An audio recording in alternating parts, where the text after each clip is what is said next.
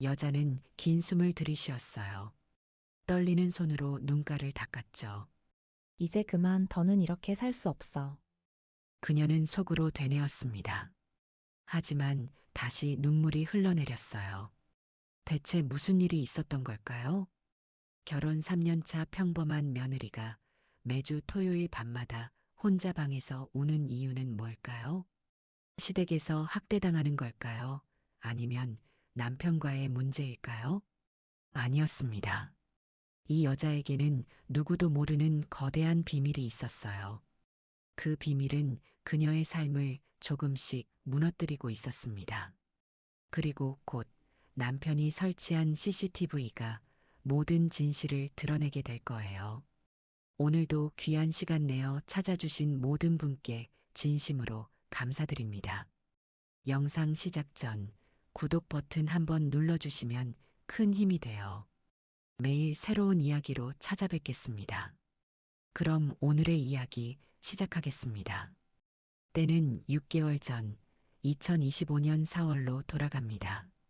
박수진은 32살이었고 결혼한 지 3년째였어요. 남편 강준호는 35살로 IT 기업에서 과장으로 일하고 있었습니다. 수지는 마케팅 회사 대리였죠. 두 사람은 대학 동아리에서 만나 5년을 연애했고 졸업 후 2년 뒤에 결혼했어요. 시댁은 강남에서 작은 부동산 중개업을 운영하고 있었습니다. 시아버지는 5년 전 돌아가셨고 시어머니 김혜숙 씨만 남아 있었어요. 혜숙 씨는 전직 초등학교 교사로 온화하고 며느리를 아꼈습니다. 수진의 친정은 경기도 수원에 있었어요. 아버지는 10년 전 교통사고로 세상을 떠났고 어머니 이순자 씨가 작은 한식당을 운영하고 있었습니다. 겉으로 보기엔 평범한 신혼부부였어요. 시댁과의 관계도 좋았고 직장 생활도 안정적이었죠. 하지만 6개월 전부터 수진의 삶에 이상한 일들이 벌어지기 시작했습니다. 2025년 4월 첫째 주 금요일 저녁 7시였습니다. 서울 강남구 청담동 28평 아파트 거실에서 준호가 소파에 앉아 노트북으로 작업 중이었어요. 현관문이 열리고 수진이 들어섰죠. 회사에서의 긴 하루를 마치고 돌아온 시간이었습니다. 준호는 아내를 보자마자 환하게 웃으며 일어나 가방을 받아주었어요. 수지는 피곤한 표정으로 미소 지으며 오늘 회의는 괜찮았고 자료 정리하느라 조금 늦었다고 말했습니다. 부엌에서 고소한 된장찌개 냄새가 흘러나왔죠. 시어머니 혜숙 씨가 저녁 준비를 거의 다 마친 상태였어요. 수진이 급히 부엌으로 향하며 자신이 하겠다고 했지만 혜숙 씨는 손을 저으며 거의 다 됐으니 씻고 오라고 말했습니다. 이게 수진의 일상이었어요. 회사 일을 마치고 집에 오면 시어머니가 저녁을 준비해두고 기다렸고 며느리를 친딸처럼 아꼈죠. 무거운 짐을 들지 못하게 했고 집안일도 나서서 도왔습니다. 저녁 식사 시간 세 사람이 식탁에 둘러앉아 밥을 먹었어요. 혜숙 씨가 수진의 그릇에 반찬을 더 올려주며 요즘 너무 말랐으니 더 먹어야 한다고 말했습니다. 수지는 고개를 끄덕이며 숟가락을 들었고 준호는 아내를 바라보며 미소 지었죠. 평화로운 저녁이었어요. 대화는 소소한 일상으로 이어졌습니다. 회사 이야기, 날씨 이야기, 주말 계획 이야기가 오갔고 수지는 조용히 밥을 먹으며 가끔 웃음을 보였어요. 그런데 저녁 8시 10분쯤 수진의 휴대폰이 진동하며 화면에 엄마라는 이름이 떴습니다. 수진의 표정이 미세하게 굳었고 손에 든 숟가락이 살짝 흔들렸어요. 수진은 잠깐 실례하겠다며 자리에서 일어나 안방으로 향했습니다. 문을 닫고 전화를 받은 그녀의 목소리가 낮아졌지만 거실에서는 혜숙 씨와 준호가 계속 식사를 하고 있었어요. 약 5분 후 수진이 안방에서 나왔을 때 얼굴이 조금 창백해 보였고 입술을 꽉 깨물고 있었습니다.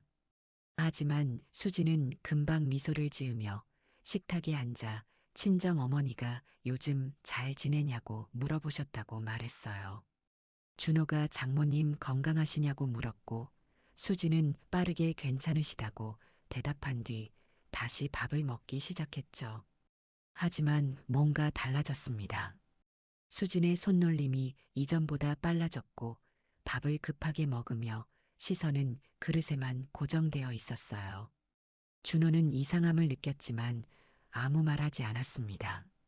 식사가 끝난 후 혜숙 씨가 설거지를 하려고 일어서자 수진이 급히 자신이 하겠다며 시어머니를 거실로 보냈어요. 수진은 부엌에서 혼자 설거지를 시작했고 물소리가 흘러나왔지만 그녀의 시선은 창밖을 향하고 있었습니다. 준호가 부엌으로 들어와 도와주겠다고 했지만 수지는 괜찮으니 먼저 씻으라고 말했어요. 목소리가 평소보다 작았습니다. 준호는 아내를 잠시 바라보며 뭔가 이상하다고 느꼈지만 정확히 뭔지 알 수 없었고 그저 피곤해 보인다고 생각하며 욕실로 향했죠. 수지는 혼자 남아 설거지를 마치고 싱크대에 손을 짚은 채 긴 한숨을 내쉬었습니다. 눈을 감았다가 천천히 뜬 그녀는 속으로 괜찮다고 이번 한 번만 더 버티면 된다고 중얼거렸어요. 밤 10시가 넘어 세 사람은 각자의 방으로 들어갔고 혜숙 씨는 작은 방에서 TV를 보고 있었습니다. 안방에서는 준호가 이미 잠들어 있었어요. 규칙적인 숨소리가 들렸고 수지는 침대에 누워 천장을 바라보며 잠이 오지 않아 옆에서 자고 있는 남편의 평화로운 얼굴을 바라봤죠. 그녀는 조용히 남편에게 이불을 덮어주고 휴대폰을 꺼내 화면을 켰습니다. 문자 메시지가 한 통 와 있었어요. 친정 엄마로부터 온 짧은 문장이었습니다. 내일 토요일이지? 집에 오렴. 단 12글자였지만 수진의 가슴을 짓눌렀어요. 수진은 휴대폰을 끄고 다시 누워 눈을 감았지만 잠들 수 없었습니다. 내일이 두려웠어요. 왜 두려운지는 아무도 몰랐고 수진 자신조차 이 상황에서 어떻게 벗어나야 할지 알지 못했죠. 그렇게 긴 밤이 지나가고 토요일 아침이 밝아왔습니다. 수진에게는 또 다른 시련의 날이 시작되려 하고 있었어요. 2025년 4월 첫째 주 토요일 오전 9시였습니다. 수지는 갈색 코트를 입고 작은 선물 봉투를 들고 현관문을 나섰어요. 준호가 차 키를 들며 태워주겠다고 했지만 수지는 지하철로 가는 게 더 편하다며 손을 저었습니다. 친정은 경기도 수원 영통구에 있었고 지하철로 약 1시간 거리였어요. 수지는 아파트를 나와 지하철역으로 향했습니다. 토요일 아침 거리는 평일보다 한산했고 가벼운 바람이 그녀의 머리카락을 흔들었어요. 하지만 수진의 걸음은 무거웠습니다. 발걸음이 점점 느려졌고 지하철역 입구 앞에서 잠시 멈춰섰죠. 긴 한숨을 내쉬고 계단을 내려갔습니다. 지하철을 타고 1시간 동안 창밖만 바라봤어요. 스마트폰을 꺼내 시간을 확인했고 오전 10시 15분쯤 수원역에 도착했습니다. 역에서 나와 버스를 타고 15분을 더 이동한 끝에 친정 동네에 도착했어요. 오전 10시 40분 수지는 낡은 상가 건물 앞에 섰습니다. 1층에 있던 어머니의 한식당은 이미 철 셔터가 내려져 있었고 폐업이라는 낡은 종이가 붙어 있었어요. 수지는 그 앞을 지나쳐 건물 뒤편 계단을 올라 2층으로 향했습니다. 어머니는 식당 위층 작은 원룸에서 혼자 살고 있었어요. 초인종을 눌렀습니다. 잠시 후 문이 열리고 50대 후반의 여자가 나타났어요. 수진의 친정 어머니 이순자였습니다.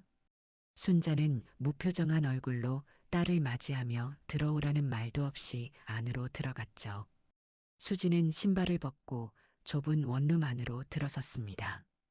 방 안은 어두웠고 커튼이 쳐져 있어 햇빛이 거의 들어오지 않았어요.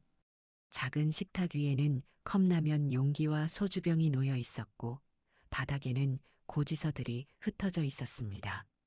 순자는 식탁에 앉으며 수진에게도 앉으라고 손짓했어요. 수진은 가방에서 50만 원이 든 봉투를 꺼내 식탁 위에 조용히 올려놓았습니다.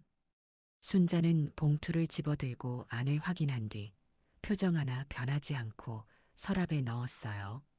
그리고 순자는 수진을 바라보며 낮은 목소리로 무언가를 말하기 시작했습니다.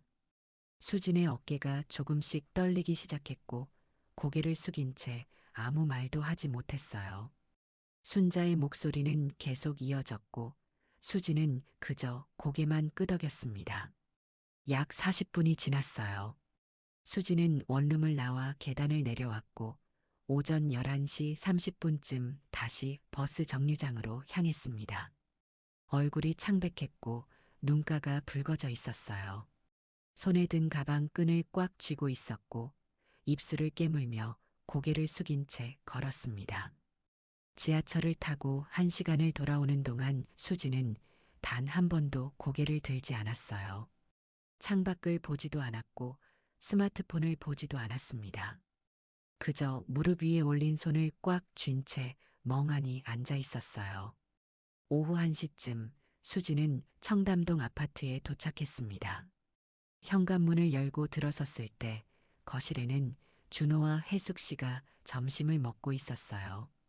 준호가 환하게 웃으며 어서 오라고 했지만 수지는 힘없이 미소만 지었습니다. 혜숙 씨가 점심 먹으라며 자리를 권했지만 수지는 친정에서 먹었다며 피곤하니 좀 쉬겠다고 말했어요. 그리고 안방으로 들어가 문을 닫았습니다. 준호와 혜숙 씨는 서로를 바라보며 의아한 표를 지었지만 긴 시간 다녀왔으니 피곤할 거라고 생각했어요. 안방 안에서 수지는 침대에 주저앉았습니다. 코트도 벗지 않은 채 그대로 앉아 있었고 떨리는 손으로 얼굴을 감싸쥐었어요. 눈물이 주르르 흘러내리기 시작했습니다. 소리 없이 울었고 어깨가 미세하게 떨렸죠. 약 10분 정도 그렇게 울고 난 뒤 수지는 화장실로 가서 찬물로 얼굴을 씻었습니다. 거울 속 자신의 모습을 바라봤고 붉게 부은 눈을 손가락으로 눌러 진정시키려 애썼어요. 다시 안방으로 돌아와 침대에 누워 이불을 덮었습니다. 오후 3시쯤 준호가 안방 문을 조심스럽게 열고 들어왔어요. 수진이 이불을 뒤집어 쓴 채 누워있는 모습을 보며 아직 자고 있는 거라고 생각하고 조용히 문을 닫았습니다. 하지만 수지는 자고 있지 않았어요. 눈을 뜬 채 천장만 바라보고 있었죠. 저녁 6시가 되어서야 수지는 방에서 나왔습니다. 얼굴을 다시 씻고 화장을 조금 고쳐 눈 부은 흔적을 가렸어요.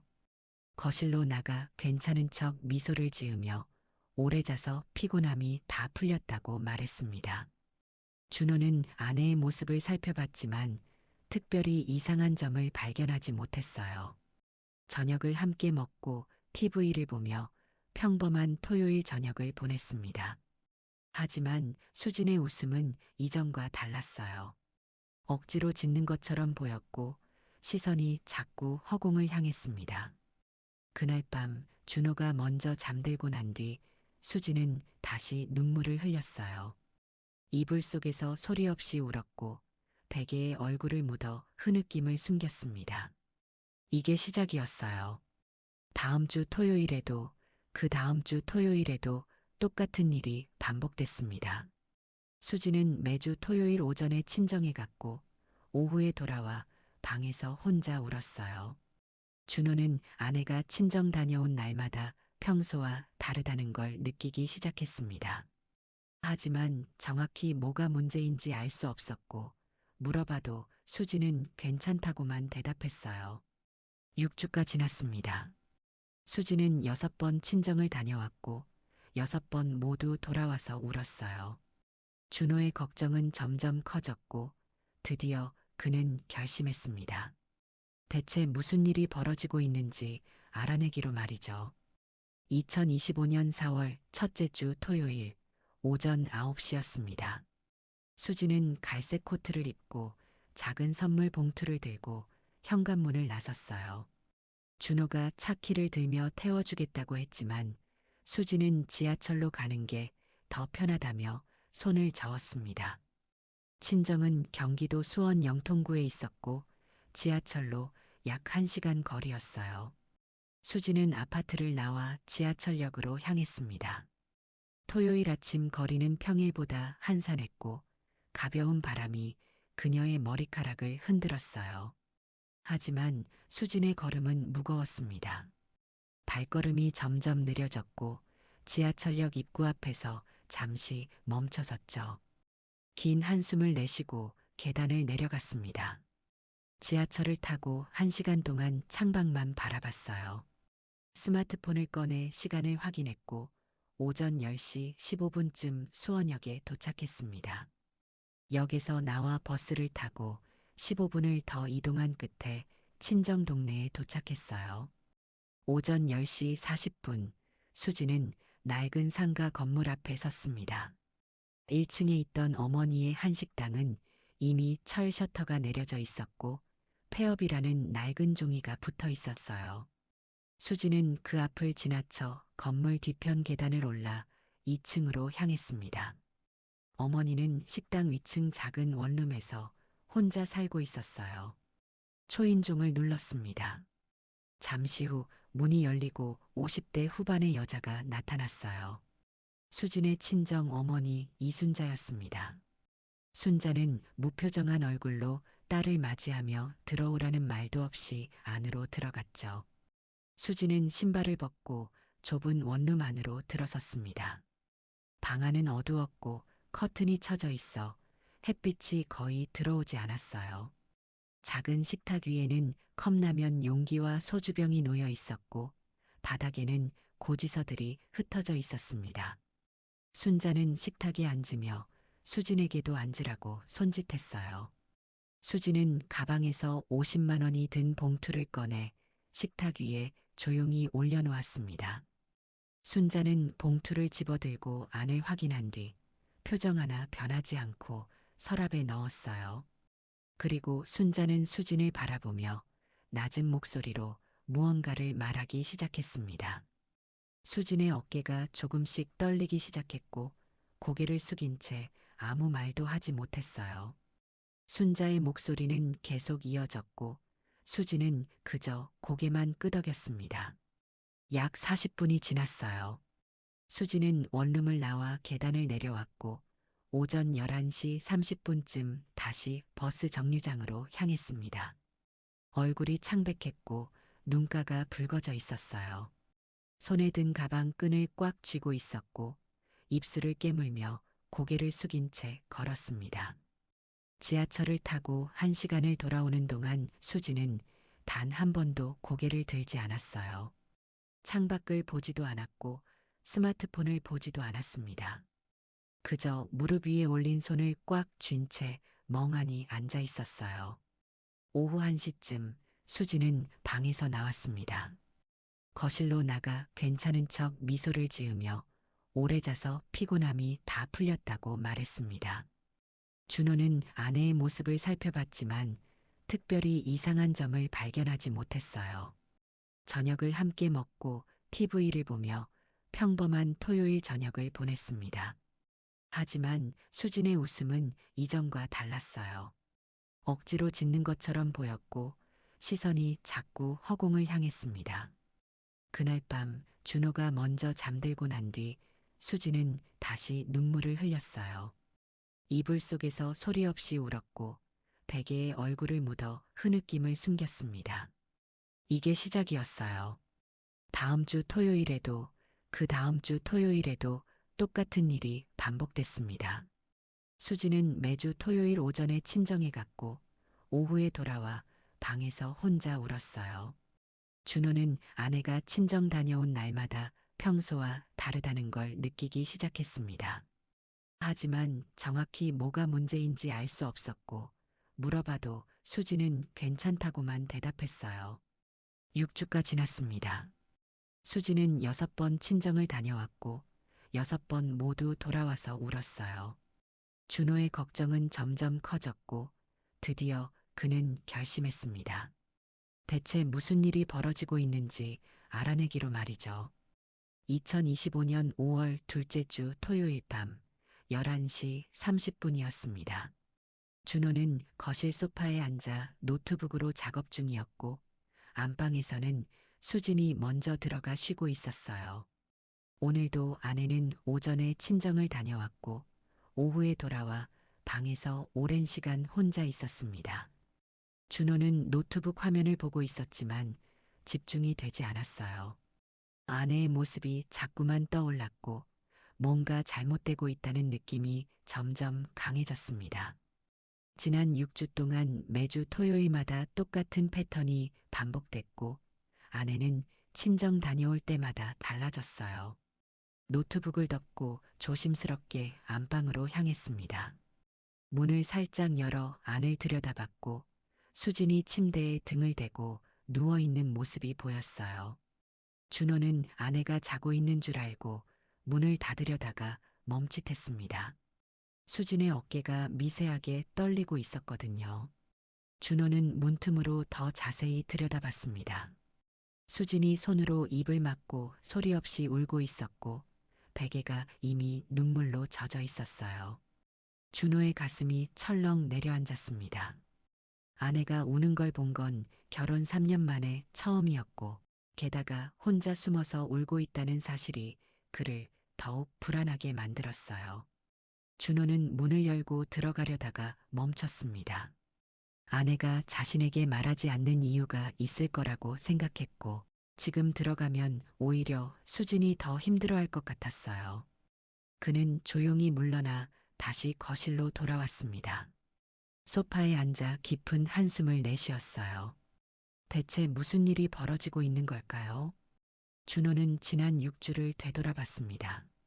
수진이 친정 다녀온 날은 항상 눈이 붓고 표정이 어두웠으며 밥을 먹을 때도 멍하니 있는 경우가 많았어요. 혹시 시댁에서 뭔가 문제가 있는 걸까요? 준호는 이 생각을 떠올렸습니다. 어머니가 며느리를 힘들게 하는 건 아닐까, 자신이 없을 때 뭔가 말하는 건 아닐까 하는 의심이 들었어요. 하지만 곧 고개를 저었습니다. 어머니는 수진을 정말 아꼈거든요. 결혼 초부터 지금까지 단 한 번도 며느리에게 함부로 대한 적이 없었고 오히려 친딸보다 더 잘 챙겼어요. 수진도 시어머니를 진심으로 좋아했고 편하게 대했습니다. 그러니 시댁 문제는 아닐 거였어요. 그렇다면 직장 문제일까요? 준호는 다시 생각했습니다. 하지만 수진은 평일에는 평소와 다름없이 출근했고 회사에서 특별한 문제가 있다는 말도 한 적이 없었어요. 오직 토요일 친정 다녀온 날만 이상했습니다. 친정에서 무슨 일이 있는 걸까요? 준호는 이 가능성이 가장 높다고 생각했어요. 장모님이 아프신 건 아닐까, 아니면 친정에 무슨 경제적 어려움이 있는 건 아닐까 하는 생각이 들었습니다. 하지만 수진에게 물어봐도 괜찮다는 대답만 돌아왔어요. 다음 날 일요일 아침, 준호는 평소보다 일찍 일어났습니다. 부엌에서 어머니 혜숙 씨가 아침 준비를 하고 있었고, 준호는 커피를 타며 어머니 옆에 섰어요. 혜숙 씨가 아들을 보며 일찍 일어났다고 말했고, 준호는 잠이 안 왔다고 대답했습니다. 준호는 조심스럽게 어머니에게 물었어요. 최근 수진이가 좀 이상하지 않냐고, 어머니가 보시기에 며느리가 힘들어 보이지 않냐고 말했습니다. 혜숙 씨는 고개를 끄덕이며 자신도 요즘 수진이가 예전 같지 않다고 느꼈다고 대답했어요. 혜숙 씨는 수진이 토요일마다 친정 다녀온 뒤 표정이 안 좋다는 걸 알고 있었습니다. 혹시 자신이 며느리에게 잘못한 게 있나 싶어 조심스럽게 물어봤지만 수진은 괜찮다고만 했다고 말했어요. 준호는 어머니도 같은 걱정을 하고 있다는 걸 알았습니다. 그날 오후 준호는 결심했어요. 정확히 무슨 일이 벌어지고 있는지 알아내기로 말이죠. 아내에게 직접 물어봐도 대답하지 않으니 다른 방법을 찾아야 했습니다. 준호는 노트북을 열고 인터넷을 검색하기 시작했어요. 가정용 CCTV라는 검색어를 입력했습니다. 화면에 여러 제품들이 나타났고 준호는 하나하나 살펴봤어요. 소형 카메라, 몰래 설치할 수 있는 제품, 스마트폰으로 확인 가능한 제품들이 있었습니다. 준호는 안방에 설치할 수 있는 작은 CCTV를 선택해 주문했어요. 이틀 후 화요일 택배가 도착했습니다. 준호는 회사에서 일찍 퇴근해 집에 왔고 수진과 어머니가 모두 외출한 사이 안방에 CCTV를 설치했어요. 천장 구석 옷장 위쪽에 작은 카메라를 놓았고 각도를 조정해 침대가 잘 보이도록 했습니다. 검은색 작은 기기였기 때문에 자세히 보지 않으면 눈에 띄지 않았어요. 스마트폰 앱을 설치하고 카메라와 연결했습니다. 화면에 안방 내부가 선명하게 보였고 녹화 기능도 정상 작동했어요. 준호는 모든 걸 확인한 뒤 카메라를 그대로 두고 거실로 나왔습니다. 마음이 무거웠어요. 아내를 감시한다는 사실이 찝찝했고 이게 옳은 일인지 확신할 수 없었습니다. 하지만 다른 방법이 없었어요. 수진이 말해주지 않는 이상 이렇게라도 진실을 알아내야 했습니다. 그날 밤 수진이 퇴근하고 집에 왔을 때 준호는 평소처럼 아내를 맞이했어요. 저녁을 함께 먹고 TV를 보며 시간을 보냈고 아무 일도 없는 것처럼 행동했습니다. 하지만 준호의 주머니 속 스마트폰에는 안방을 비추는 CCTV 앱이 켜져 있었어요. 다가오는 토요일이 기다려졌습니다. 아내가 또다시 친정을 다녀올 거고 그날 무슨 일이 벌어지는지 카메라가 모든 걸 보여줄 거예요. 준호는 진실을 마주할 준비를 했습니다. 아무리 충격적인 진실이라도 아내를 돕기 위해서는 알아야 했으니까요. 2025년 5월 셋째 주 토요일 오전 9시 30분이었습니다. 수지는 갈색 코트를 입고 가방을 메며 친정에 다녀오겠다고 말했고 준호는 평소처럼 조심히 다녀오라고 대답했어요. 현관문이 닫히는 소리가 들렸고 준호는 거실 창문으로 아내가 아파트를 나서는 모습을 지켜봤습니다. 준호는 곧바로 안방으로 들어가 천장 구석에 설치된 CCTV를 확인했어요. 작은 붉은 불빛이 깜빡이고 있었고 녹화가 정상적으로 작동하고 있었습니다. 스마트폰 앱을 열어 연결 상태를 점검했고 화면에 안방 내부가 선명하게 보였어요. 모든 준비가 끝났습니다. 오후 1시 10분 준호의 스마트폰에 알림이 울렸어요. CCTV 앱에서 보낸 움직임 감지 알림이었고 누군가 안방에 들어갔다는 신호였습니다. 준호는 거실 소파에 앉아 스마트폰 화면을 켰고 실시간 영상이 나타났어요. 수진이 안방으로 들어오고 있었습니다. 코트를 벗지도 않은 채 침대에 주저앉았고 얼굴이 창백했으며 손이 떨리고 있었어요. 가방을 바닥에 내려놓고 두 손으로 얼굴을 감쌌습니다. 준호는 숨을 죽이고 화면을 응시했어요. 약 3분이 지났습니다. 수진이 천천히 손을 내리고 휴대폰을 꺼냈어요. 화면을 켜고 무언가를 확인하더니 깊은 한숨을 내쉬었고 휴대폰을 다시 가방에 넣었습니다.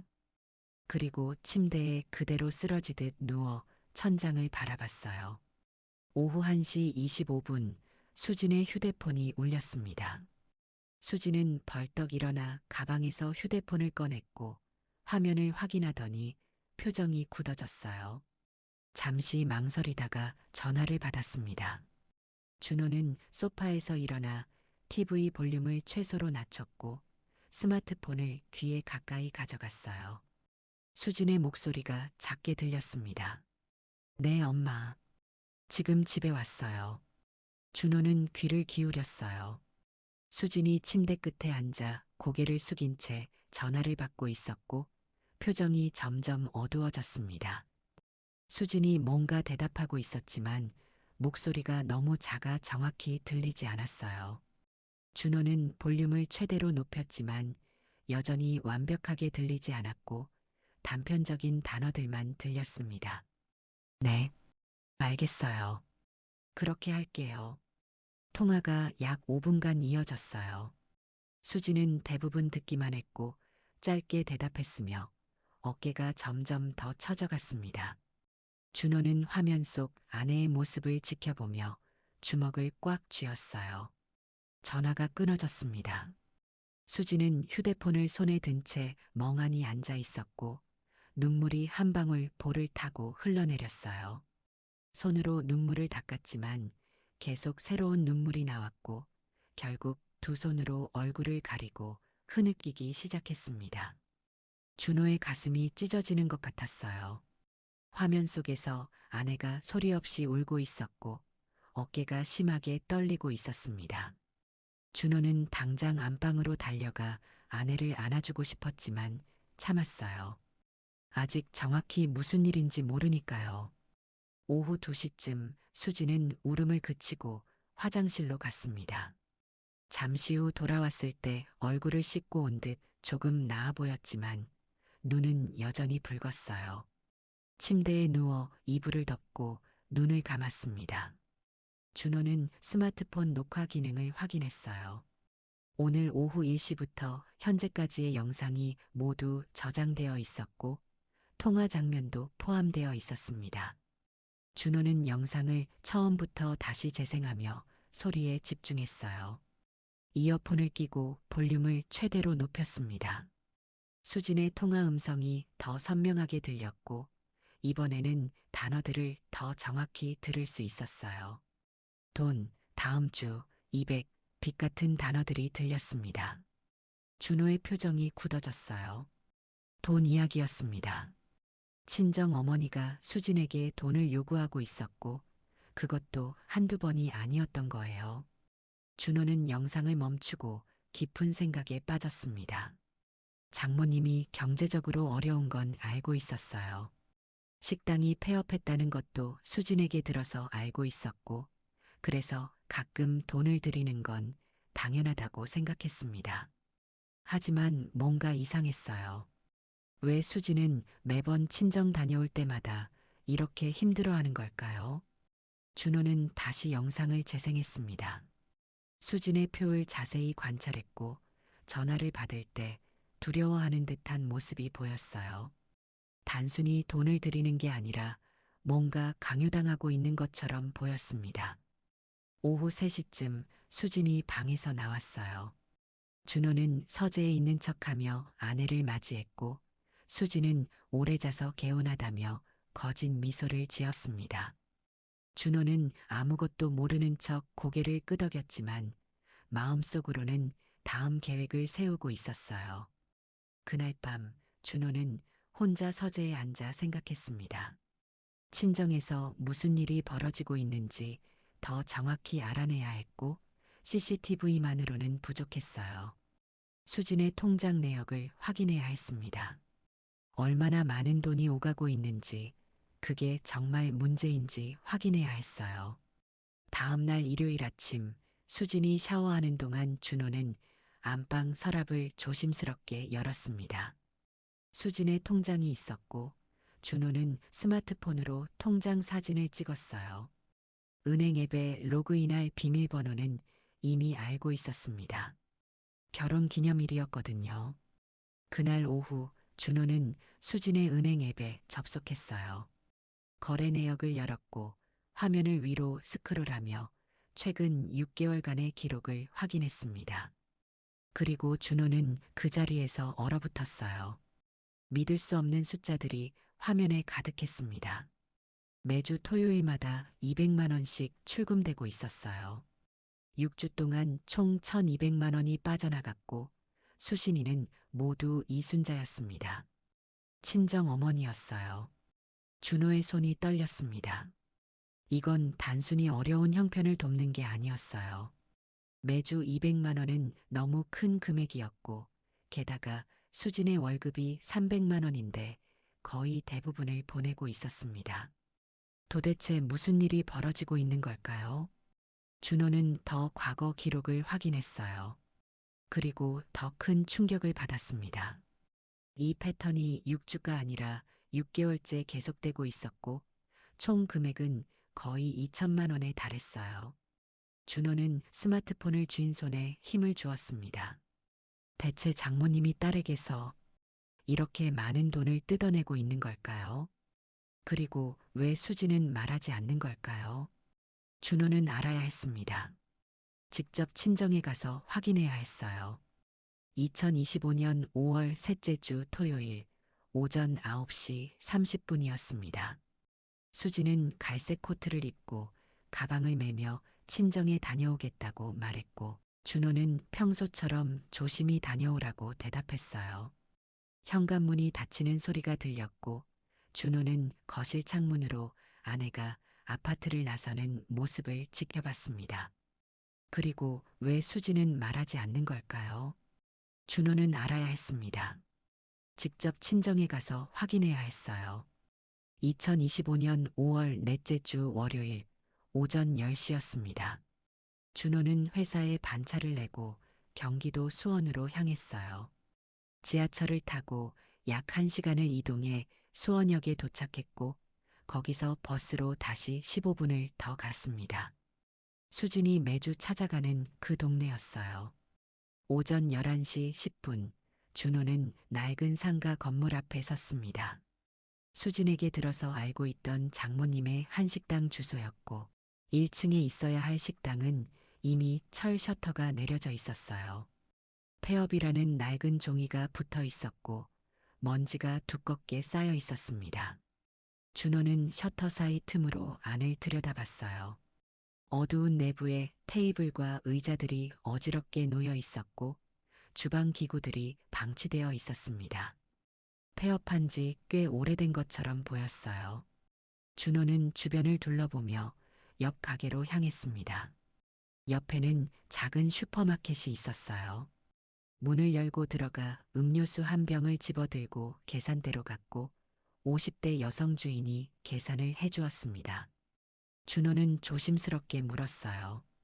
옆 식당이 언제 폐업했냐고, 주인이 누구였냐고 말이죠. 슈퍼 주인은 고개를 끄덕이며 작년 가을쯤 문 닫았다고 대답했어요. 이씨 성을 가진 아줌마가 혼자 운영하던 곳이었고, 장사가 안 돼서 결국 폐업했다고 말했습니다. 준호는 더 자세한 이야기를 듣고 싶어 질문을 이어갔어요. 슈퍼 주인은 한숨을 쉬며 그 아줌마가 참 안 됐다고 말했습니다. 남편이 일찍 돌아가시고 혼자 식당을 운영했는데 손님이 점점 줄어들었고 결국 적자가 쌓였다고 했어요. 마지막 몇 달은 월세도 밀렸고 결국 쫓겨나듯 나갔다고 말했습니다. 준호의 가슴이 답답해졌어요. 장모님이 그렇게 힘든 상황이었다니 수진이 돈을 들이는 게 당연하다고 생각했습니다. 하지만 뭔가 석연치 않았어요. 매주 200만 원은 너무 큰 금액이었고 6개월이면 거의 2천만 원인데 그게 다 월세와 생활비로 쓰였을까요? 준호는 슈퍼를 나와 주변을 더 둘러봤습니다. 건물 뒤편으로 가니 2층으로 올라가는 외부 계단이 있었고 우편함에 이순자라는 이름표가 붙어 있었어요. 장모님이 여기 사시는 거였습니다.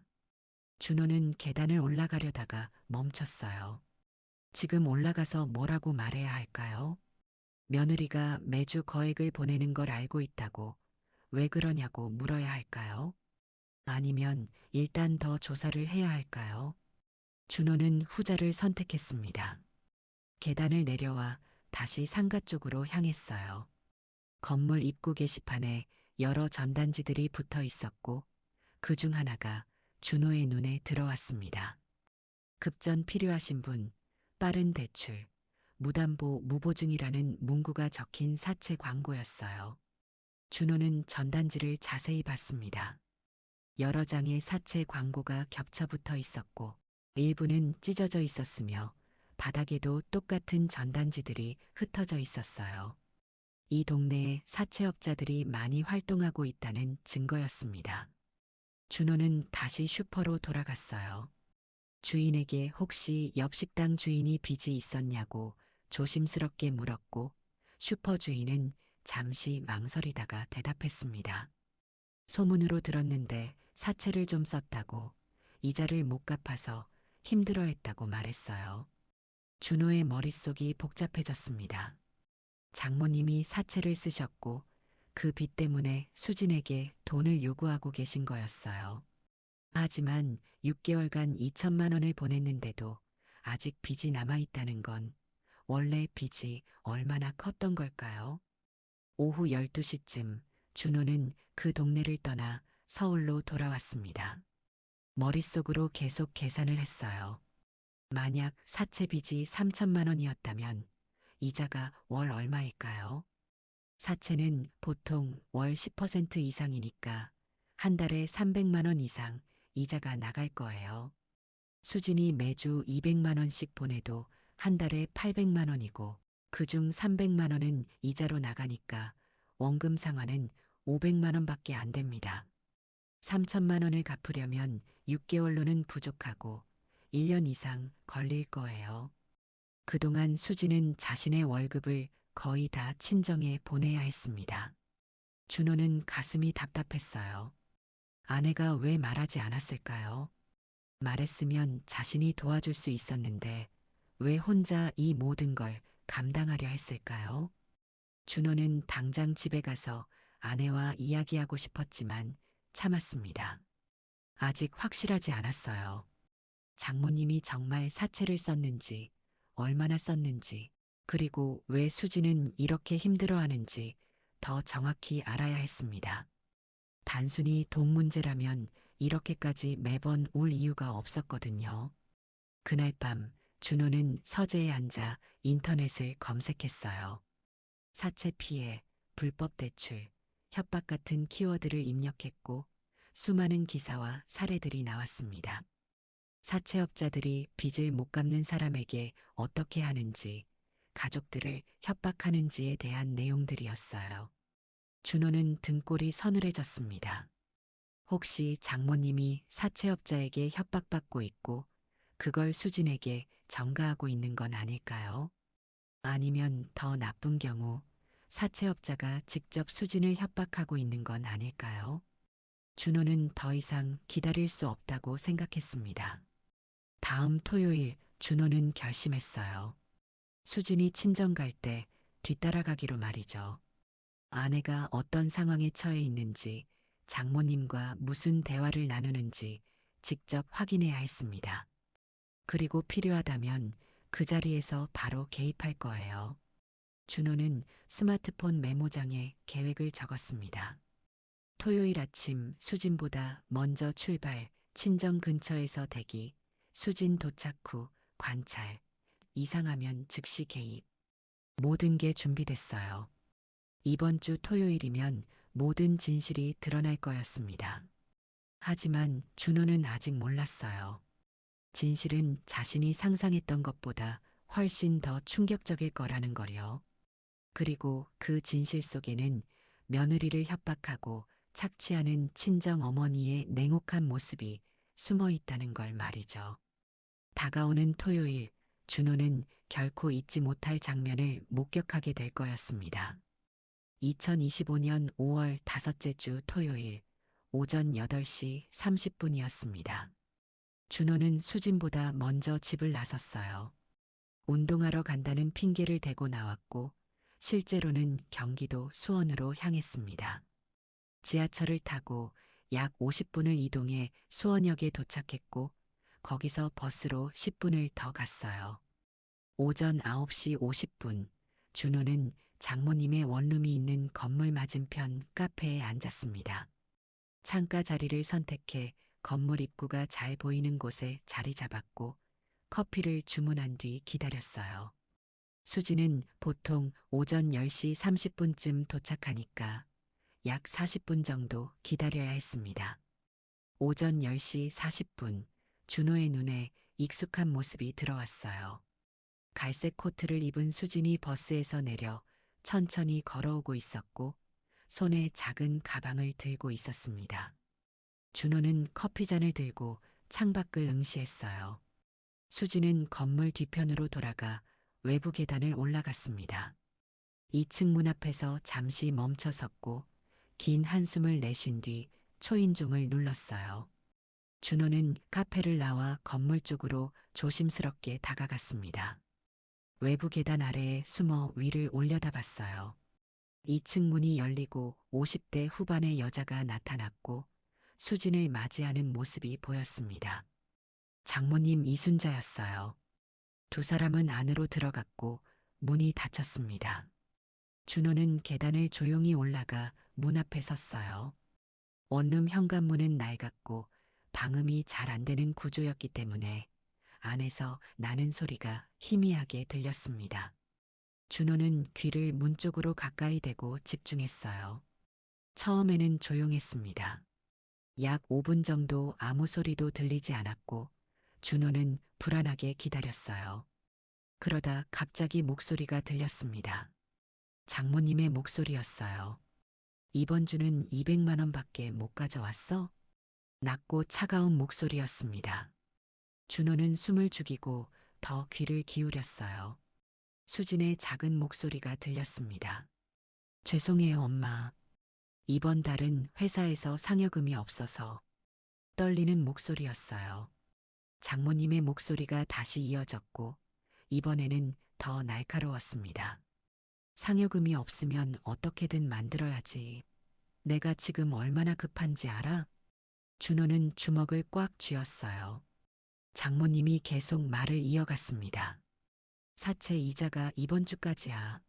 300만 원을 내야 한다고. 너 때문에 내가 얼마나 고생하는데. 사채 이자 300만 원이라는 말에 준호의 눈이 커졌습니다. 원금이 최소 3천만 원은 되는 거였어요. 수진의 울먹이는 목소리가 들렸습니다. 엄마, 저도 최선을 다하고 있어요. 월급이 300만 원인데 매주 200만 원씩 드리면. 말이 끊어졌고 장모님이 비웃듯 말했습니다. 그래서 뭐, 내가 힘들다고? 내가 더 힘들어. 너 하나 대학 보내느라 내가 얼마나 고생했는데. 준호는 믿을 수 없었어요. 이건 도움이 아니라 착취였습니다. 장모님의 목소리가 더 높아졌어요. 그리고 명심해. 만약 내 시댁에 이 얘기 한마디라도 하면 나 당장 거기 찾아가서 다 말할 거야. 내가 친정에 얼마나 돈을 보내는지 내 남편 알면 어떻게 되겠어? 협박이었습니다. 수진의 흐느끼는 소리가 들렸어요. 엄마, 제발 그러지 마세요. 장모님은 냉정하게 말을 이었습니다. 이혼당하고 싶어? 너 남편 집안 괜찮잖아. 그 집에서 며느리가 친정에 몇 천만 원씩 보낸다는 거 알면 가만히 있을 것 같아? 준호는 온몸이 떨렸어요. 분노가 치밀어 올랐고 당장 문을 박차고 들어가고 싶었습니다. 하지만 참았어요. 더 들어야 했습니다. 장모님이 계속 말했어요. 다음 주까지 300만 원 가져와. 어떻게든 만들어. 안 그러면 내가 직접 내 시댁 찾아간다. 수진이 떨리는 목소리로 대답했습니다. 알겠어요. 가져올게요. 준호는 주머니에서 스마트폰을 꺼냈어요. 녹음 앱을 켰고 문에 더 가까이 댔습니다. 장모님의 목소리가 계속 녹음됐어요. 그리고 이거 봐. 사채업자들이 또 전화했어. 원금 상환 안 하면 이자가 계속 늘어난대. 너 알지? 이거 다 내 책임이야. 말도 안 되는 논리였습니다. 자신이 빌린 돈을 왜 딸한테 책임을 떠넘기는 거죠? 수지는 아무 말도 하지 못하고 울기만 했어요. 장모님은 한숨을 쉬며 말했습니다. 그만 울어. 짜증나게. 그냥 빨리 가져와. 알았지? 약 10분 후 원룸 문이 열렸습니다. 준호는 재빨리 계단 아래로 내려가 모퉁이에 숨었고 수진이 계단을 내려오는 모습을 봤어요. 얼굴이 눈물 범벅이었고 비틀거리며 걸었습니다. 준호는 수진이 버스 정류장으로 향하는 걸 지켜봤어요. 아내가 벤치에 앉아 두 손으로 얼굴을 감싸고 흐느끼는 모습이 보였고 준호의 가슴이 찢어지는 것 같았습니다. 하지만 아직은 다가갈 수 없었어요. 준호는 다시 건물 쪽으로 향했습니다. 2층으로 올라가 문 앞에 섰고 초인종을 눌렀어요. 장모님이 문을 열었고 준호를 보자 당황한 표정을 지었습니다. 누구세요? 장모님이 물었어요. 준호는 차갑게 대답했습니다. 장모님, 저 준호예요. 수진이 남편. 장모님의 얼굴이 하얗게 질렸습니다. 준호는 주머니에서 스마트폰을 꺼내 녹음 파일을 재생했어요. 장모님 자신의 목소리가 흘러나왔고 협박하는 내용이 선명하게 들렸습니다. 이거 전부 녹음했어요. 준호가 말했습니다. 장모님은 말문이 막힌 듯 아무 말도 하지 못했어요. 6개월간 2천만 원 넘게 받아가셨죠. 사채 빚은 얼마나 되나요? 3천만 원? 아니면 더 많나요? 준호의 목소리는 낮았지만 단호했습니다. 장모님이 변명을 시작했어요. 그게 나도 어쩔 수 없었어. 식당이 망하고 준호가 말을 끊었습니다. 어쩔 수 없다고 해서 딸을 협박하고 착취해도 되나요? 이혼시키겠다고 위협하는 게 부모가 할 짓인가요? 장모님은 고개를 숙였어요. 준호는 계속 말했습니다. 오늘부터 수진한테 연락하지 마세요. 돈도 요구하지 마시고 사채 빚은 제가 알아서 처리할게요. 장모님이 고개를 들고 준호를 바라봤습니다. 정말 도와줄 거야? 준호는 단호하게 대답했어요. 장모님을 위해서가 아니에요. 수진을 위해서예요. 수진이 더 이상 이런 고통 받지 않게 하려고요. 준호는 돌아서서 계단을 내려갔습니다. 뒤에서 장모님이 뭐라고 말하는 소리가 들렸지만 듣지 않았어요. 버스 정류장으로 향했고 수진은 이미 떠난 뒤였습니다. 준호는 휴대폰을 꺼내 수진에게 전화를 걸었어요. 수진이 받았고 울먹이는 목소리였습니다. 준호는 조용히 말했어요. 여보, 나야. 지금 어디야? 내가 데리러 갈게. 우리 이야기 좀 해야 할 것 같아. 2025년 5월 다섯째 주 토요일 오후 2시였습니다. 준호와 수진은 수원역 근처 조용한 카페에 앉아 있었어요. 창가 구석자리였고 주변에 사람이 거의 없었습니다. 수진은 고개를 숙인 채 손으로 커피잔만 만지작거리고 있었어요. 준호가 먼저 입을 열었습니다. 여보, 나 다 알아. 장모님이 사채 쓴 것도 6개월간 2천만 원 넘게 보낸 것도 그리고 협박받은 것도 다 알아. 수진의 눈에서 눈물이 흘러내렸고 손이 떨렸어요. 미안해. 정말 미안해. 수진이 울먹이며 말했습니다. 준호는 아내의 손을 잡았어요. 미안할 거 없어. 당신 잘못이 아니야. 장모님이 잘못한 거지.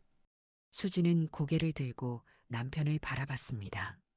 눈물로 범벅이 된 얼굴이었고 6개월간의 고통이 그대로 드러나 있었어요. 준호는 아내를 꼭 안아주었고 수진은 그의 품에서 한참을 울었습니다.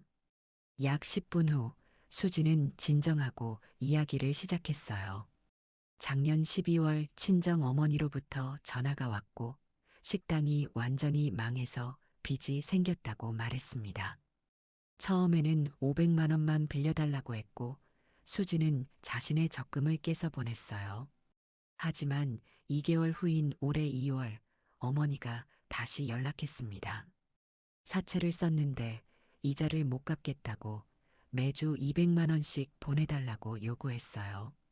수지는 거절했지만 어머니는 시댁에 다 말하겠다고 협박했습니다. 수지는 어쩔 수 없었어요. 시댁과의 관계가 깨지는 게 두려웠고 준호가 실망할까봐 무서웠습니다. 그래서 매주 토요일마다 친정에 가서 돈을 주고 혼자 방에서 울었어요. 6개월간 그렇게 버텼습니다. 준호는 아내의 손을 꽉 잡았어요. 이제 끝이야. 내가 다 처리할게. 사채 빚도 알아보고 법적으로 해결할 거야. 당신은 더 이상 괴로워하지 않아도 돼. 수지는 고개를 끄덕이며 또 눈물을 흘렸습니다. 두 사람은 카페를 나와 서울로 돌아갔어요. 저녁 무렵 집에 도착했고 시어머니 혜숙 씨가 걱정스러운 얼굴로 맞이했습니다. 준호는 어머니를 거실로 모시고 모든 사실을 말씀드렸어요. 혜숙 씨는 충격받은 표정을 지었지만 수진을 탓하지 않았습니다. 오히려 며느리를 꼭 안아주며 고생했다고 이제 괜찮을 거라고 말했어요. 수진은 시어머니의 품에서 또 한 번 울었고 혜숙 씨도 함께 눈물을 흘렸습니다.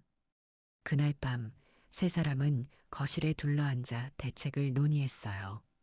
준호는 월요일에 법무사를 만나 사채 문제를 상담하기로 했고 친정 어머니와는 연락을 완전히 끊기로 결정했습니다. 혜숙 씨는 자신의 적금 일부를 깨서 사채 원금 상환에 보태겠다고 말했어요. 수지는 처음으로 편안한 표정을 지었습니다. 6개월 만에 처음으로 마음 놓고 웃었고 가족들의 따뜻한 지지에 감사했어요. 이제 정말 끝날 거라고 생각했습니다. 하지만 그날 밤 11시쯤 수진의 휴대폰이 울렸어요. 모르는 번호였습니다. 수진은 전화를 받지 않으려 했지만 계속 울렸고 준호가 대신 받았습니다. 여보세요? 준호가 말했어요. 상대방은 남자였고 거친 목소리였습니다. 박수진 씨 맞죠? 이순자 씨의 딸. 준호의 표정이 굳어졌어요. 누구신데요? 남자가 비웃듯 대답했습니다. 저요? 이순자 씨한테 돈 빌려준 사람이에요. 사채업자죠. 준호는 숨을 멈췄어요. 사채업자가 직접 수진에게 연락한 겁니다. 남자는 계속 말했어요. 이순자 씨가 이번 주 이자 못 낸다고 하더라고요. 그래서 말인데 딸분이 대신 내야 할 것 같은데요. 협박이었습니다. 준호는 차갑게 대답했어요. 사채는 불법입니다. 경찰에 신고할 겁니다. 남자가 웃었어요. 경찰? 그래요, 신고하세요. 그럼 이순자 씨가 사기죄로 고소당할 텐데, 그래도 괜찮으세요? 딸이 감옥 가는 엄마 보고 싶으세요? 준호는 말문이 막혔습니다. 남자가 계속 말했어요. 간단해요. 원금 3천만 원에 밀린 이자 600만 원, 총 3,600만 원만 주시면 깨끗이 정리됩니다. 이번 주 금요일까지요. 준호는 전화를 끊었습니다. 거실이 조용해졌어요. 수진과 혜숙 씨가 긴장한 얼굴로 준호를 바라봤고 준호는 깊은 한숨을 내쉬었습니다. 사채 문제가 생각보다 훨씬 심각했어요. 다음 날 일요일 준호는 혼자 다시 수원으로 갔습니다. 장모님을 만나 사채업자에 대해 물어봐야 했고 정확히 빚이 얼마인지 확인해야 했어요. 오전 10시쯤 원룸문을 두드렸고 장모님이 문을 열었습니다. 왜 또 왔어? 장모님의 목소리는 여전히 차갑게 들렸어요. 준호는 바로 본론으로 들어갔습니다. 사채업자가 어젯밤에 수진한테 전화했어요. 원금이 3천만 원이라고 하던데 정확한가요? 장모님은 고개를 돌렸어요. 준호가 다시 물었습니다. 정확히 얼마예요? 그리고 몇 군데서 빌렸어요? 장모님이 작은 목소리로 대답했습니다. 세 군데. 준호의 눈이 커졌어요. 세 군데요? 각각 얼마씩이에요? 장모님이 고개를 숙이며 말했습니다. 1,500만 원, 1,000만 원, 500만 원. 총 3천만 원. 준호는 계산을 시작했어요.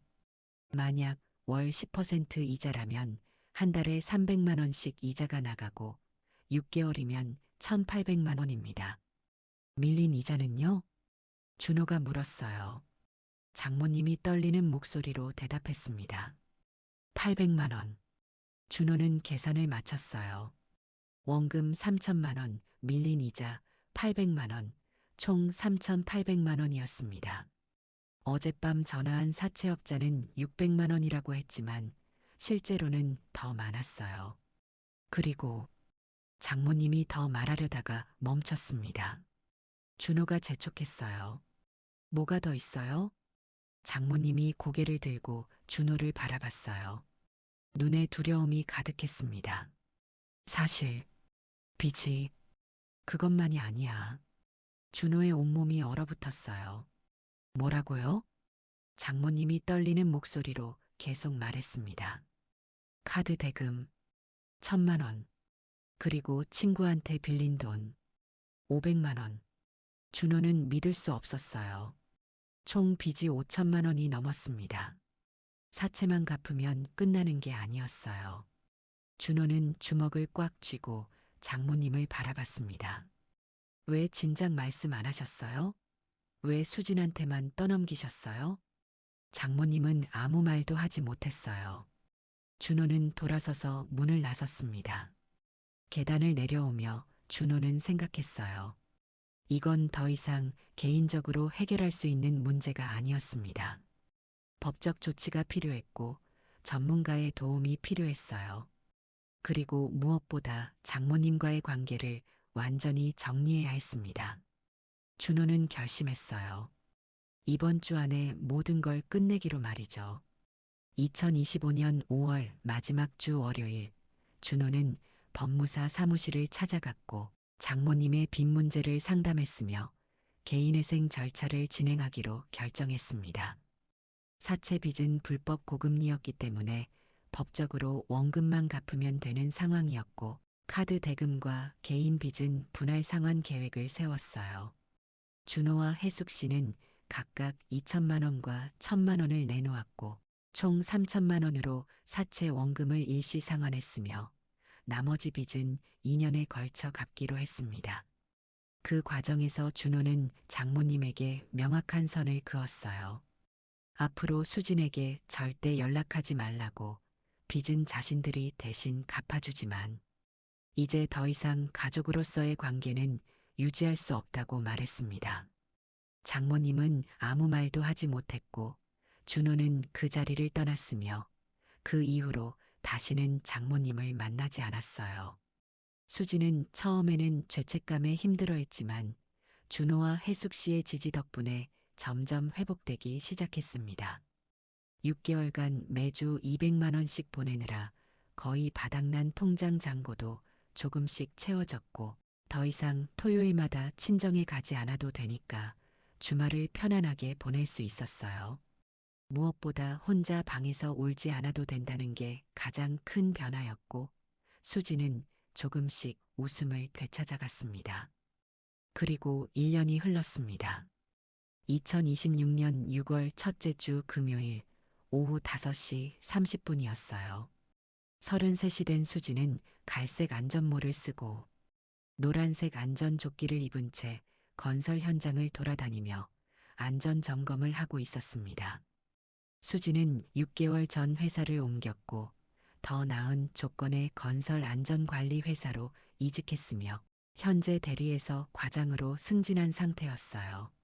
석양이 현장을 비추고 있었고 황금빛 햇살이 크레인과 비계 사이로 쏟아져 내렸으며 작업자들이 하나둘 작업을 마무리하고 있었습니다. 수지는 클립보드를 들고 마지막 점검 항목을 확인했고 현장 소장에게 오늘 작업 종료를 보고했으며 안전모를 벗고 깊은 숨을 들이쉬었어요. 1년 전과는 완전히 다른 삶이었습니다. 더 이상 누군가에게 돈을 빼앗기지 않았고 협박받지도 않았으며 숨어서 울지도 않았어요.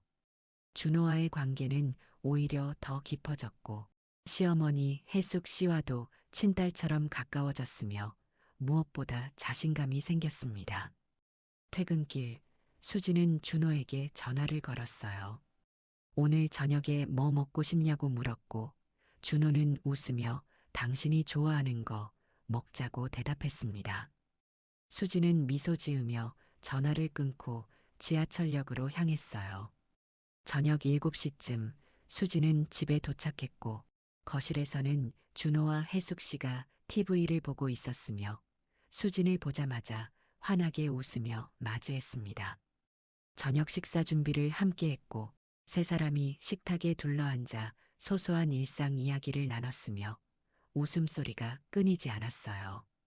평범하지만 행복한 저녁이었고 수지는 이 순간이 얼마나 소중한지 깨달았습니다. 식사를 마치고 설거지를 하던 중 초인종이 울렸어요. 준호가 현관으로 가서 문을 열었고 우편 배달부가 등기 우편 한 통을 건네주며 서명을 받았습니다. 준호는 봉투를 들고 거실로 들어왔고 발신인을 확인하더니 표정이 굳어졌어요. 수진아, 이거. 준호가 수진을 불렀고 수진은 설거지하던 손을 닫고 거실로 나왔습니다. 준호가 건넨 봉투를 보는 순간 수진의 얼굴이 창백해졌어요. 발신인 이름은 이순자였습니다. 1년 만에 친정 어머니로부터 온 편지였어요. 수진은 떨리는 손으로 봉투를 받았고 잠시 망설이다가 뜯어보지 않고 그대로 식탁 위에 올려놓았습니다. 안 봐도 돼. 당신이 보고 싶을 때 봐. 준호가 조용히 말했고 수지는 고개를 끄덕였어요. 하지만 시선은 계속 봉투로 향하고 있었고 마음속에서는 수많은 생각이 교차하고 있었습니다. 그날 밤 11시쯤 수지는 혼자 안방에 앉아 봉투를 들고 있었어요. 준호는 먼저 잠들었고 규칙적인 숨소리가 들렸으며 수지는 조용히 봉투를 뜯었습니다. 흰 편지지 한 장이 들어 있었고 어머니의 손글씨로 빼곡하게 적혀 있었어요. 편지는 짧았습니다. 수진아, 엄마야. 그동안 잘 지냈니? 엄마는 많이 반성했어. 내한테 정말 미안해. 용서해줘서 고마워. 거기까지는 예상할 수 있는 내용이었지만 다음 문장에서 수진의 손이 멈췄어요. 그런데 수진아, 엄마가 또 어려워졌어. 원룸 월세를 석 달째 못 냈고 집주인이 나가라고 해. 딱 600만 원만. 마지막으로 딱 한 번만 도와줘. 엄마 길거리에 나앉으면 안 되잖아. 수지는 편지를 읽다가 멈췄어요. 손이 떨렸고 가슴이 답답해졌으며 1년 전의 기억이 떠올랐습니다. 매주 토요일마다 돈을 빼앗기던 그 고통, 혼자 방에서 울던 그 밤들, 준호와 시어머니에게 숨기며 버티던 그 6개월이 생생하게 되살아났어요. 수지는 편지를 접어 다시 봉투에 넣었습니다. 침대 옆 서랍 깊숙이 넣어두고 서랍을 닫았으며 침대에 누워 천장을 바라봤어요. 눈물이 나올 것 같았지만 참았고 깊은 숨을 몇 번 내쉬며 마음을 진정시켰습니다. 1년 전이었다면 또다시 돈을 보냈을지도 몰라요.